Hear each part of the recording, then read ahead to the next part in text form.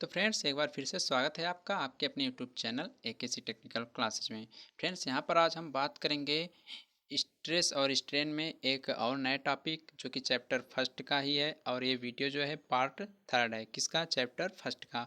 इसमें आपको Hooke's law के बारे में बताया जाएगा, इससे रिलेटेड कुछ पॉइंट्स के बारे में बताया जाएगा, हुक्स लॉ होता क्या है उसका डेरिवेशन करवाया जाएगा, और उसमें आपको बताया जाएगा इलास्टिक लिमिट क्या होती है। इलास्टिक लिमिट क्या होती है हमने तो आपको बताया है, इलास्टिसिटी बताया है, मतलब प्रॉपर्टीज ऑफ मटेरियल्स के बारे में बताया है, और मैकेनिकल प्रॉपर्टीज मटेरियल्स के क्या होती हैं उन सब के बारे में बताया है। तो आप लोग जाकर प्लेलिस्ट में अभी जाइए और वीडियो को देख लीजिए कि हमने क्या क्या पढ़ा दिया है, क्योंकि जो हमने प्रॉपर्टीज ऑफ मटेरियल बताया है, और स्पेशल बात करें मैकेनिकल प्रॉपर्टीज, चाहे वो सिविल के स्टूडेंट रहें या मैकेनिकल इंजीनियरिंग के स्टूडेंट रहें, जो आपका वहाँ स्पेशल है क्या?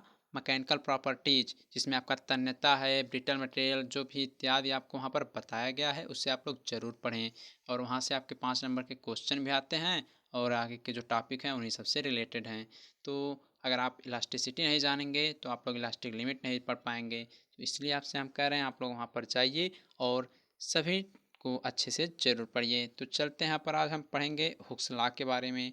लेकिन हुक्स लॉ पढ़ने के लिए आपको पढ़ना पड़ेगा इलास्टिक लिमिट। इलास्टिक लिमिट क्या होती है, उसका कैसे हम जानेंगे कि यह वस्तु मतलब इलास्टिक लिमिट के अंतर्गत है या इसके बाहर है। तो आइए सबसे पहले देखते हैं हम लोग इलास्टिक लिमिट।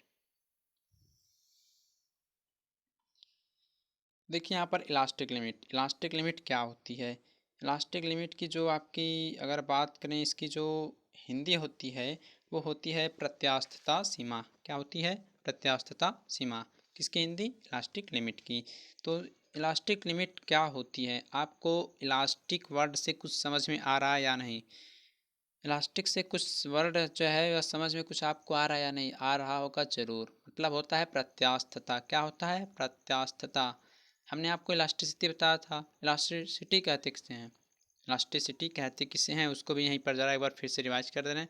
तो इलास्टिसिटी क्या होता है? इलास्टिसिटी जो है वह पदार्थ का वह गुण होता है जिसके कारण वस्तु को अगर हम डिफॉर्म कर दें, मतलब अगर मान लीजिए कोई पिंड है, ठीक, उस पर अगर हम फोर्स लगा रहे हैं, ठीक, और वह वस्तु डिफॉर्म हो जा रही है, मतलब उसके शेप साइज में चेंज हो जा रहा है, फिर जो हम उस फोर्स को हटा रहे हैं, ठीक, मान लीजिए मान लीजिए यहाँ पर कोई पार्टी है या फोर्स लगाकर इसे हम खींच रहे हैं, तो इसकी लंबाई में कुछ न कुछ देखिए इतना वृद्धि हो जा रहा है। पहले कुछ और था और बाद में कुछ और हो जा रहा है फोर्स लगाने के कारण। लेकिन ज्यों ही अगर फोर्स को हम हटा देते हैं, ज्यों अगर फोर्स को हटा देते हैं, तो वह कैसा हो जाता है? फिर अपने शेप साइज में आ जाता है। तो वह किसके अंतर्गत आता है? इलास्टिसिटी के अंतर्गत आता है।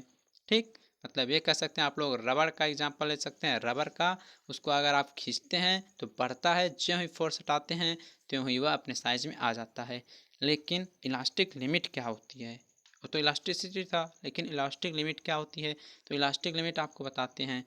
आपने रबड़ को खींचा, और आप रबड़ को ऐसा करें खींचते खींचते इतनी, मतलब उसकी जितनी लिमिट न रहे उससे ज़्यादा खींच दें, मतलब इतना ज़्यादा उसको खींच दें कि वह फिर से अपने शेप एंड साइज में वापस न आ सके। मतलब उसको हम इतनी ज़्यादा बढ़ाते जाएं, खींचते जाएं कि वह अपने पहले के साइज में ना आ सके। ठीक, तो वो क्या आ जाएगी? आपकी इलास्टिक लिमिट आ जाएगी। तो डिफिनेशन एक बार आप लोग ध्यान से सुन लीजिए। डिफिनेशन को आप बताते हैं, वह अधिकतम बल या प्रतिबल तीव्रता। वह अधिकतम बल या प्रतिबल तीव्रता आपकी स्क्रीन पर यहाँ लिखा गया है, इसको हम समझा देते हैं, आप लोग भी नोट डाउन कर लीजिए क्या लिखा गया है। वह अधिकतम बल या प्रतिबल तीव्रता जिस पर कोई वस्तु पूर्ण प्रत्यास्थ रहती है, यानी पूर्ण इलास्टिसिटी का पालन करती है, अर्थात बल को हटा लेने पर पुनः अपने वास्तविक रूप व आकार में वापस आ जाती है। क्या कहलाती है? क्या कहलाती है वो क्या है? वो तो इलास्टिसिटी हो गया। लेकिन यहाँ आपका क्या लिखा गया है स्क्रीन पर? आपको क्या लिखा गया है? प्रतिबल तीव्रता का वह अंतिम या अधिकतम मान जिस पर वस्तु प्रत्यास्थ रहती है, प्रत्यास्थता सीमा कहलाती है। क्या लिखा गया है? प्रतिबल तीव्रता का वह अंतिम या अधिकतम मान जिस पर वस्तु प्रत्यास्थ रहती है या प्रत्यास्थता, उसे हम लोग क्या कहते हैं? प्रत्यास्थता सीमा कहते हैं। ठीक, तो आप लोग लिख चुके होंगे, इसको समझ लेते हैं। तो आप लोग ध्यान से सुनिए, अब हम क्या बताने जा रहे हैं, आप लोग इसी को फिर से समझ लीजिएगा क्या क्या रहे। वस्तु पर जो बल है अर्थात जो प्रतिबल रहता है वह अगर उसको हम बढ़ाते जाएं तो एक ऐसी अवस्था आ जाएगी कि वह पूर्ण प्रत्यास्थ नहीं रह जाएगी। वह पूर्ण प्रत्यास्थ नहीं रह जाएगी। इसका पूर्ण प्रत्यास्थ का मतलब ये हुआ कि अगर हम फोर्स को हटाएंगे तो वह अपने पुनः शेप एंड साइज में वापस नहीं आएगी। इस प्रकार जो प्रतिबल का जो बढ़ता हुआ क्रम रहता है उसका एक ये भी मान होता है कि जो वस्तु की प्रत्यास्थता की सीमा होती है वह क्या होती है, मतलब जो वस्तु रहती है वह अपनी प्रत्यास्थता की अंतिम सीमा पर पहुंच जाती है। मतलब आप मान लीजिए कोई धागा है, इसको इतना खींचे, रबर ये खींच दिए, पहले इतना खींचे, फिर खींचते खींचते इतना खींच दिए, फिर खींचते खींचते और खींच दिए, लेकिन मतलब तब यह प्रत्यास्थ नहीं रह जाएगी। लेकिन एक समय ऐसा भी आएगा कि वह अपने अंतिम प्रत्यास्थ पर पहुंच जाएगी, मतलब इसके आगे अब तनिक सा भी यह नहीं बढ़ पाएगी। ठीक, ये भी सीमा आ जाती है। और प्रतिबल के मतलब इस गुण में, प्रतिबल के इस मान में अगर जरा सा भी इसे हम अगर बढ़ाते हैं तो प्रत्यस्थता का जो गुण होता है वह खत्म हो जाता है, मतलब कि वह ब्रेक कर जाता है। क्या हो जाता है, वह टूट जाता है। मतलब जब इसके आगे अगर आपने खींचा तो वह प्रत्यस्थता की सीमा से बाहर हो जाएगा और वह क्या हो जाएगा, टूट जाएगा। ठीक, अर्थात प्रतिबल को हम अगर हटाते भी हैं, फोर्स को हटाते भी हैं तो वह अपने सेफ साइज में तो वापस आएगा ही नहीं, क्योंकि जब प्रत्यास्था सीमा से अधिक हम उसको खींच लेंगे तो अपने सेफ साइज में वापस नहीं आएगा। तो यही हुआ प्रतिबल तीव्रता का वह अंतिम या अधिकतम मान जिस पर वस्तु प्रत्यास्थ रहती है, प्रत्यास्थता सीमा कहलाती है। प्रत्यास्थ रहती है इसका अर्थ हमने आपको बता दिया। तो यही इतना आता है। तो प्रत्यास्थता की सीमा आपने पढ़ लिया। अब पढ़ते हैं सबसे जो इम्पोर्टेंट टॉपिक है, हुक्स लॉ, मतलब हुक का नियम। तो देखते हैं क्या कहता है हुक का नियम। देखिए, हुक का नियम जो है ये कहता है कि प्रत्यास्थता सीमा के अंदर जो प्रतिबल होता है वह आपकी विकृति के समानुपाती होता है। मतलब विद इन इलास्टिक लिमिट, ठीक, within elastic limit the stress is directly proportional to strain. मतलब प्रत्यास्थता सीमा के अंदर प्रतिबल यानी प्रत्यास्थता सीमा यानी इलास्टिक लिमिट के अंदर जो स्ट्रेस होता है वह विकृति के समानुपाती होता है। तो देखिए ये था इसका स्टेटमेंट यानी हुक्स लॉ का यह कथन है। आप लोग इसे नोट डाउन कर लीजिए और नोट डाउन करने के बाद नीचे कुछ इसके डेरिवेशंस लिखे जा रहे हैं, आप लोग लिखिए। तो क्या कह रहा है, प्रत्यास्थता सीमा के अंदर जो प्रतिबल होता है यानी जो स्ट्रेस होता है वह किसके, स्ट्रेन के समानुपाती होता है। यानी प्रतिबल को आप लोग सिग्मा से रिप्रेजेंट करते हैं, इस डायरेक्टली प्रोपोर्शनल टू किसके, डायरेक्टली प्रोपोर्शनल टू ई के, यानी ई क्या है, आपकी विकृति है। ठीक, ई क्या है, विकृत है। या आप लोग लिख सकते हैं sigma is equal to capital E into small E, या आप लोग लिख सकते हैं capital E is equal to capital E is equal to sigma upon E. क्या लिख सकते हैं, सिग्मा अपान ई। तो यही जो होता है हुक्स लॉ का ये मतलब निकल कर आता है एक मान। और यही जो कैपिटल ई यहाँ पर सिग्मा क्या है, आपका स्ट्रेस है, स्मॉल ई क्या है, आपकी स्ट्रेन है, और जो कैपिटल ई है, क्या कैपिटल ई जो है यही है आपका एक स्थिरांक। ये क्या है, एक एक आपका ये स्थिरांक होता है जिसे हम लोग हुक स्थिरांक बोलते हैं। कैपिटल ई जो है एक स्थिरांक होता है जिसे हम लोग हुक स्थिरांक बोलते हैं, या इसको हम प्रत्यास्थता गुणांक भी बोल सकते हैं। क्या बोल सकते हैं इसको, प्रत्यास्थता गुणांक भी इसे हम बोल सकते हैं। तो बहुत ज़्यादा नहीं था, आप लोग ये स्टेटमेंट लिख चुके होंगे, उसके बाद नीचे आपको यही कर देना है, इतना ही डेरिवेशन है। तो आपको ये समझ में आ गया होगा। स्ट्रेस जो है स्ट्रेन के समानुपाती है, तो उसके जब बराबर किया तो एक स्थिरांक आया कैपिटल ई जिसे हम लोग प्रत्यास्था गुणांक या हुक स्थिरांक बोलते हैं। तो अभी हम आगे देखेंगे प्रत्यास्थता गुणांक यानी मॉडुलस ऑफ इलास्टिसिटी क्या होता है और मतलब इसे रिप्रेजेंट कैसे करते हैं। तो हुक लॉ में आपको बस इतना ही लिखना था, आपने लिख भी चुका होगा। आगे चलते हैं। अब हुक स्थिरांक जो है इसमें भी कई प्रकार के होते हैं हुक स्थिरांक में, तो उसको हम देखेंगे। तो आइए देखते हैं क्या क्या इसमें हमको पढ़ना है। तो उसमें कुछ अन्य स्थिरांक भी हैं जिसको हम देखते हैं। फर्स्ट उसमें आपका आता है यंग मॉडुलस और मॉडुलस ऑफ इलास्टिसिटी। क्या है, यंग मॉडुलस और मॉडुलस ऑफ इलास्टिसिटी, जिसे आप लोग बोलते हैं यंग मापांक या प्रत्यास्थता गुणांक। क्या बोलते हैं, यंग मापांक या प्रत्यास्थता गुणांक यानी मॉडुलस ऑफ इलास्टिसिटी या यंग मॉडुलस। देखते हैं ये क्या होता है। तो यंग मॉडुलस क्या होता है, डेफिनेशन सुनिए। डिफिनीसन आपके सामने लिखा गया है, डिफिनीसन आपके सामने लिख दिया गया है, इसे नोट डाउन कर लीजिए और आप लोग इसको समझिए।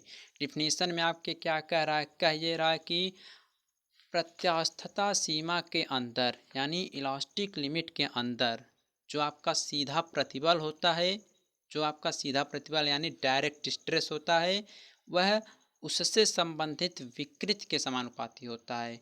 यानी आपको ये बता दें क्या क्या रहा है, कह ये रहा है कि इलास्टिक सीमा के अंदर जो डायरेक्ट स्ट्रेस, जो आपका डायरेक्ट स्ट्रेस जो है उससे संबंधित जो विकृति होती है, जो आपके डायरेक्ट स्ट्रेस से संबंधित विकृति होती है, ठीक, उसके क्या होता है, समानुपाती होता है। जो सीधा प्रतिबल होता है, ध्यान से सुनिएगा, डिफिनीशन नोट कर चुके होंगे, क्या कह रहा है डिफिनीशन सुनिए, प्रत्यास्था सीमा के अंदर रहे जो सीधा प्रतिबल उत्पन्न होता है वह उससे संबंधित जो विकृति आती है उसके समानुपाती होता है। ठीक, इस प्रकार आप लोग कह सकते हैं प्रत्यास्था सीमा के अंदर सीधे प्रतिबल, प्रत्यास्थता सीमा के अंदर जो सीधा प्रतिबल है, ठीक, उसमें उत्पन्न हुई विकृति के अनुपात को प्रत्यास्था गुणांक या यंग मापांक कहते हैं। तो इस प्रकार प्रत्यास्था सीमा के अंदर जो सीधा प्रतिबल होता है एवं उसमें जो उत्पन्न हुई विकृति होती है उसके अनुपात को हम प्रत्यास्थता गुणांक या यंग मापांक कहते हैं। तो आपको इलास्टिक लिमिट यानी प्रत्यास्था सीमा समझ में आया होगा। लेकिन यहाँ पर आपको एक वर्ड दिख रहा था, क्या दिख रहा था, दिखिए रहा था डायरेक्ट स्ट्रेस, यानी प्रत्यास्था सीमा के अंदर जो सीधा प्रतिबल होता है। तो सीधा प्रतिबल क्या होता है, सीधा प्रतिबल क्या होता है, हमने आपको बताया था कि सीधा प्रतिबल क्या होता है।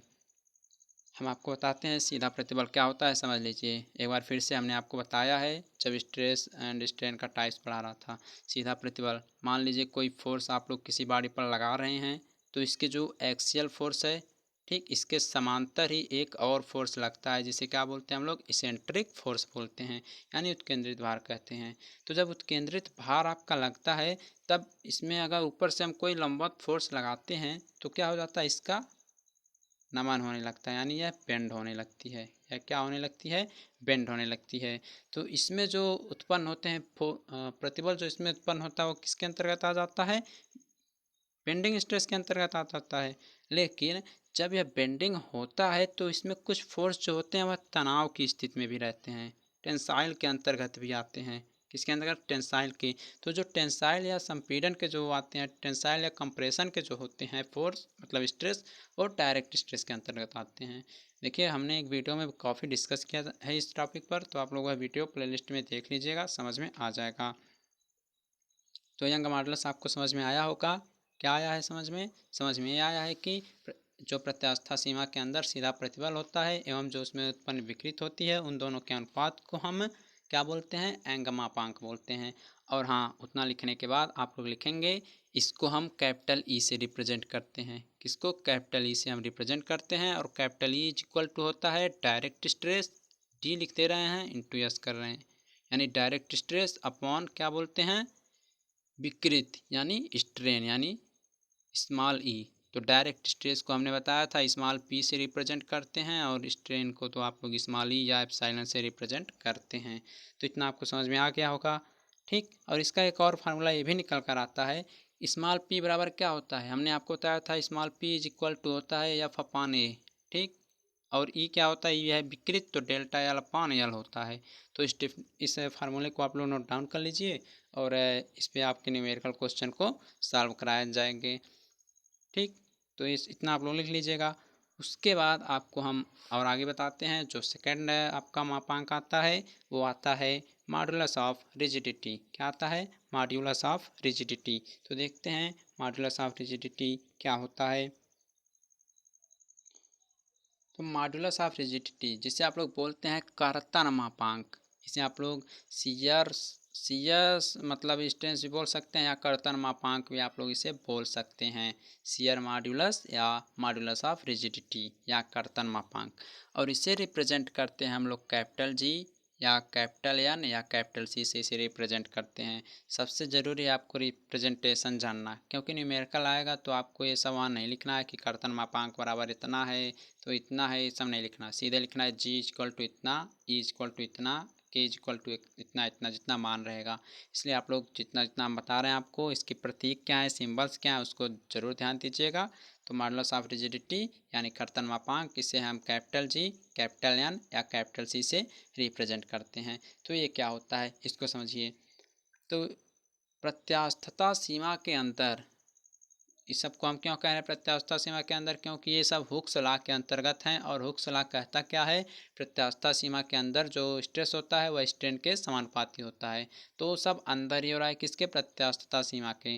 तो क्या क्या रहा है, मतलब प्रत्यास्थता सीमा के अंदर जो कर्तन प्रतिबल होता है एवं उससे संबंधित जो कर्तन विकृति होती है, इन दोनों के अनुपात को हम कर्तन मापांक कहते हैं। तो आप लोग नोट डाउन कर लीजिए, स्क्रीन पर है। उसके बाद तुरंत ही इसको हटाते हैं, उसके बाद इसके फार्मूले को हम डिराइव करते हैं। क्या कह रहा है, प्रत्यास्थता सीमा के अंदर कर्तन प्रतिबल यानी शियर स्ट्रेस एवं उससे संबंधित कर्तन विकृति यानी शियर स्ट्रेन के अनुपात को कर्तन मापांक या शियर मॉडुलस कहते हैं। तो यहाँ पर आपका मिला क्या, shear stress and shear strain मिला है। Shear stress and shear strain मिला है, ये क्या होते हैं ये समझते हैं। Shear stress and shear strain हमने आपको बताया है, अगर आपने ध्यान से नहीं पढ़ा है तो प्लेलिस्ट में जाकर एक बार फिर से देख लीजिएगा, फिर से पढ़ लीजिएगा। हमने क्या बताया था, शियर स्ट्रेस, मान लीजिए कोई दो बॉडी हैं, कोई दो बॉडी हैं, ठीक इस प्रकार से लगी हुई हैं, दोनों पे विपरीत दिशा में अब फोर्स लगाए गए हैं और ये आपस में खींच रहे हैं। इनकी लाइन ऑफ एक्सिस ये है, ठीक यही तो है इनकी एक्सिस। जब खींच रहे हैं तो यहाँ जो सरकने की इनकी प्रकृति होती है, प्रवृत्ति इनमें जो है, आखिर यहीं से एक्सिस से तो ये खिंचाएंगे, तो यही जहाँ से खींच रहे हैं इनमें जो प्रवृत्ति, सरकने की जो प्रवृत्ति होती है, इसमें जो स्ट्रेस उत्पन्न होता है वो क्या होता है, शियर स्ट्रेस होता है या कर्तन प्रतिबल होता है। और इस प्रतिबल के कारण जो इसमें स्ट्रेन उत्पन्न हो जाता है उसे क्या बोलते हैं, शियर स्ट्रेन बोलते हैं। तो हमने आपको बताया है, आप लोग वीडियो देख लीजिएगा, यहाँ पर भी थोड़ा बहुत डिस्कस हमने कर लिया। तो आइए इसका फार्मूला लिखते हैं। तो मॉडुलस ऑफ रिजिडिटी यानी कर्तन मापांक क्या कहता है, प्रत्यास्थता सीमा के अंदर जो कर्तन प्रतिबल होता है वो उससे संबंधित कर्तन विकृत के अनुपात को हम कर्तन मापांक बोलते हैं। तो इसको हम कैपिटल जी से रिप्रेजेंट करते हैं, कैपिटल एन से या कैपिटल सी से। तो हम लिख रहे हैं कैपिटल जी, कैपिटल एन या capital C is equal to क्या लिख सकते हैं, कर्तन प्रतिबल। कर्तन प्रतिबल को हमने आपको वहाँ पर बताया था, स्मॉल क्यू अथवा टाउ से रिप्रेजेंट करते हैं किसको, कैपिटल, किसको, कर्तन प्रतिबल को। अपॉन में क्या आता है, किसके समान अनुपात में होता है, विकृत के, किस विकृत के, कर्तन विकृत के। तो कर्तन विकृत को हमने फाई से रिप्रेजेंट किया था। तो ये फार्मूला आप लोग नोट डाउन कर लीजिए, इसका मात्रक हो जाएगा न्यूटन पर मीटर स्क्वायर, इसके शॉर्ट में रख लीजिए। चलिए थोड़ा आगे चलते हैं। नेक्स्ट जो मापांक है आपका बल्क मॉड्यूलस, क्या है, बल्क मॉड्यूलस।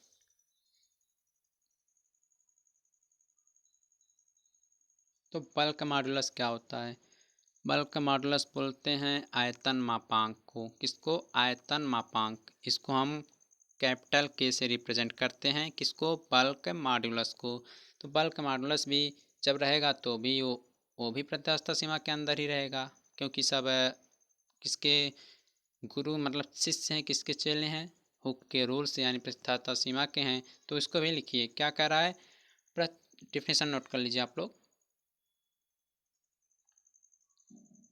देखिए क्या लिखा, लिख ये रहा है कि प्रत्यास्थता सीमा के अंदर जो सीधा प्रतिबल होता है यानी डायरेक्ट स्ट्रेस जो होता है तथा आयतन विकृत के अनुपात को आयतन मापांक कहते हैं। प्रत्यास्थता सीमा के अंदर सीधे प्रतिबल एवं आयतन विकृत, आयतन विकृत क्या है, यानी वॉल्यूमेट्रिक स्ट्रेन, ये भी हमने आपको बताया है। तो आप लोग देखिए, यानी आप लोग लिख सकते हैं, क्या लिख सकते हैं, लिखिए सकते हैं कैपिटल के इज इक्वल टू लिख सकते हैं सीधा प्रतिबल यानी सिग्मा अपॉन क्या लिख सकते हैं, वॉल्यूमेट्रिक स्ट्रेन यानी ई वी। इन दोनों के अनुपात को हम क्या बोलते हैं, आयतन मापांक बोलते हैं, यानी बल्क मॉडुलस, जहाँ पर ई वी इक्वल टू क्या हो जाएगा आपका, डेल्टा वी अपॉन वी, यानी वॉल्यूमेट्रिक स्ट्रेन है। और इसका भी मात्रक क्या होगा, जो सिग्मा का मात्रक यानी न्यूटन पर मीटर स्क्वायर या न्यूटन पर एम स्क्वायर हो जाएगा। आप लोग इसे नोट डाउन कर लीजिए। तो डायरेक्ट स्ट्रेस हमने आपको बताया था, और यहाँ पर आयतन विकृत यानी वॉल्यूमेट्रिक स्ट्रेन क्या होती है, इसको भी तो जानना ज़रूरी है। तो आइए इसको भी हम जान लेते हैं। वॉल्यूमेट्रिक स्ट्रेन यानी आयतन विकृत क्या होती है, आयतन विकृत समझते हैं। हमने जब आपको पढ़ाया था तो वहाँ पर एक हमने 3D डायग्राम के माध्यम से समझाया है, और यहाँ पर तो बन नहीं पाएगा, बन जाएगा लेकिन सही नहीं बनेगा, लेकिन प्रयास कर रहे हैं कि बन जाए। ठीक ऐसा था। और इस पे सब पे आपके क्या कर रहे थे, फोर्स कार्य कर रहे थे सब, हर एक साइड पर इसके फोर्स कार्य कर रहे थे। तो जब इसको खींच देंगे यानी तो इसके वॉल्यूम में क्या हो जाएगा, चेंज हो जाएगा, यानी जो चेंज लेंथ है अपॉन वर्जिनल लेंथ, यही क्या हो जाती है आपकी वॉल्यूमेट्रिक स्ट्रेन हो जाती है। इसको हमने विस्तार से एक वीडियो में बताया, प्लेलिस्ट चेक करते रहिएगा आप लोग। ठीक, आप लोग टेलीग्राम से जुड़ जाइएगा। टेलीग्राम आईडी क्या है, टेलीग्राम आईडी है आपकी AKC technical classes. And WhatsApp group से जुड़ जाएगा, व्हाट्सएप ग्रुप का लिंक हम डिस्क्रिप्शन में दे देंगे। इंस्टाग्राम पर भी फॉलो कर सकते हैं। इंस्टाग्राम आईडी भी क्या है, इंस्टाग्राम आईडी भी आपकी AKC टेक्निकल क्लासेज नेम से है। ठीक, तो चलते हैं अब थोड़ा और आगे। आगे आता है आपका पॉइजन्स रेशियो। क्या है पॉइजन्स रेशियो, यानी जिसे आप लोग बोलते हैं पॉइसन अनुपात बोल सकते हैं। क्या बोलते हैं, पॉइसन अनुपात। तो इसको समझते हैं ये क्या होता है। तो इसको आप लोग कैसे समझेंगे, इसको आप लोग तब समझेंगे जब आपको पता होगा लेटरल स्ट्रेन क्या होती है और लॉन्गिट्यूडिनल स्ट्रेन क्या होती है। तो इसलिए हम आपसे बार बार कर रहे हैं, प्लेलिस्ट चेक करिएगा, वहाँ पर वीडियो मिलेगी। स्ट्रेस एंड स्ट्रेन क्या होता है, उसके टाइप्स कौन कौन से होते हैं। तो पॉइजन रेशियो यानी इसको हम म्यू से रिप्रेजेंट करते हैं, और म्यू इक्वल टू होता है 1/m। इसे किसे कहते हैं हम पॉइजन रेशियो, देखिए lateral strain and longitudinal strain के रेशियो को पॉइजन रेशियो कहते हैं। डिफिनेशन नोट कर लीजिए आप लोग, लिखा ये है lateral strain and longitudinal strain के रेशियो को हम पॉइजन्स रेशियो कहते हैं। यानी लिख चुका होगा आपने, यानी म्यू इक्वल टू होगा लेटरल स्ट्रेन। जब हमने लेटरल स्ट्रेन बताया था तो आपको समझने के लिए बताया गया था E अपॉन E। तो यही हो गया आपका पॉइजन्स रेशियो, और इसमें कुछ नहीं पढ़ना है, फार्मूला लर्न कर लेना है। म्यू इक्वल टू 1/m, वो आपके समझने के लिए है, लेकिन मुख्य फार्मूला आपका ये होता है। और आपके एग्ज़ाम में पूछ सकता है माइल्ड स्टील के लिए और पॉइजन्स रेशियो का मान कितना होता है, तो वह 1/4 से 1/3 तक हो सकता है। ठीक, तो आप लोगों के लिए इतना ही, और आगे चलते हैं। कुछ जो आपके मापांक थे, कुछ जो स्थिरांक थे, उनके बीच जो संबंध है, केवल फार्मूला ही आपको लिखना है और डेरिवेशन नहीं करना है। बुक में डेरिवेशन दिया है लेकिन वो आपको नहीं करना है, सिलेबस में ऐसा नहीं है, ओनली फार्मूला। ठीक, तो देखिए relation between different elastic constants, क्या लिखा है, relation between different elastic constants. तो सबसे पहले है रिलेशन बिटवीन ई एंड के। तो ई क्या है, के क्या है, हमने आपको बताया ना अभी पीछे मापांक। तो ई जो है वह आपका यंग मॉडुलस है, एंड के जो है वो क्या है, वो है आयतन मापांक यानी बल्क मॉडुलस है। तो इनके बीच संबंध ये होता है, आप लोग इसे नोट डाउन कर लीजिए, हम लिख दे रहे हैं क्या होता है, आप लोग देखिए। होता ये है E is equal to 3K, E is equal to होता है 3K। उसके बाद क्या होता है 1 - 2/m, इतना होता है। अब 2/m इसको हम क्या लिख सकते हैं, या तो आप लोग लिख सकते हैं E is equal to 3K 1 - 2 mu लिख सकते हैं। म्यू क्यों लिख सकते हैं, क्योंकि 1/m है जो कि म्यू के बराबर होता है। तो ये हो गया रिलेशन बिटवीन ई एंड के। इतना नोट डाउन कर लीजिए, बस इतना ही लर्न कीजिएगा। यहाँ आपको ई क्या है, के क्या है, एम क्या है, म्यू क्या है, आपको सब पता है।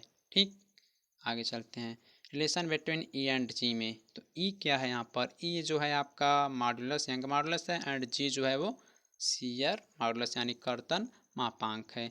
तो इन दोनों के बीच क्या संबंध होता है, इन दोनों के बीच संबंध होता है E is equal to 2G 1 + 1/m, यानी लिख सकते हैं 2G 1 + म्यू। तो इसे भी नोट डाउन कर लीजिए, 1/m की जगह हमने म्यू लिख दिया, या 1/m ही लिख दीजिएगा। थोड़ा और आगे चलते हैं, ई के एंड जी, किसमें ई के एंड जी में क्या संबंध होता है? ई के एंड जी। तो ई क्या है? ई है आपका यंग मॉडुलस। के क्या है? के है आपका आयतन मापांक। और जी क्या है? जी है आपका कर्तन मापांक।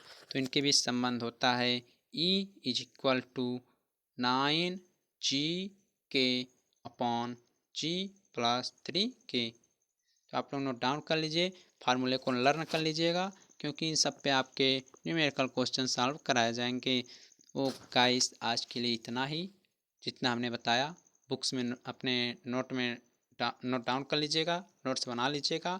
और हम आपको क्रम से बताते हुए चल रहे हैं। अब आगे जो आने वाला है, आगे जो आपको पढ़ाया जाएगा वो बहुत ही इंपॉर्टेंट है। स्ट्रेन स्ट्रेस डायग्राम आपके बहुत जो क्वेश्चन पूछे जाते हैं आगे जेईई एग्ज़ाम में, जो पूछे जाते हैं कंपटीशन एग्ज़ाम में आपके पूछे जाते हैं, उस सब से रिलेटेड अब क्वेश्चन आने वाला है स्ट्रेन स्ट्रेस डायग्राम से, उस सबको बताया जाएगा। और आपके इस एग्ज़ाम में भी 5 नंबर में पूछा जाता है, अभी पिछले ईयर ही पूछा गया था और लगातार पूछा जा रहा है, तो उसको बताएंगे। और उस वीडियो में केवल आपको वही सब बताया जाएगा, स्ट्रेन स्ट्रेस डायग्राम बनाते कैसे हैं, कहाँ पर कोई मेटल फेल हो जाता है, कहाँ तक उसको कैसे हम पीट कर शेप साइज सही करते हैं, तो सब आपको बताया जाएगा। तो फ्रेंड्स मिलते हैं नेक्स्ट वीडियो में।